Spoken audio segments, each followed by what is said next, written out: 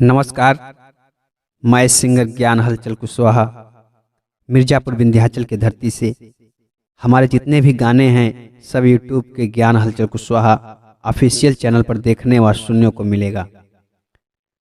तो please channel को subscribe कीजिए और घंटी जरूर दबाइए। बड़ी हर्ष की बात है कि आपके शहर प्रयागराज में भोजपुरी फिल्म मंटुआ के नानी का शूटिंग जोरों शोरों पर चल रहा है, जो 25/2/2020 से शूटिंग स्टार्ट है, जो कि मुख्य भूमिका में खेसारी लाल यादव और किरण यादव जी दिखाई देंगी। और भोजपुरी कॉमेडियन के बादशाह भी पीछे नहीं रहे, मनोज टाइगर जी, और तमाम चेहरे नए भी देखने को मिलेंगे। ये फिल्म श्री राघव एंटरटेनमेंट के बैनर तले बन रही है। पूरी फिल्म की शूटिंग प्रयागराज में ही तय किया गया है, जिसके प्रोड्यूसर संजय भूषण पटियाला जी और राजेश राघव जी हैं। डायरेक्टर लाल बाबू पंडित जी।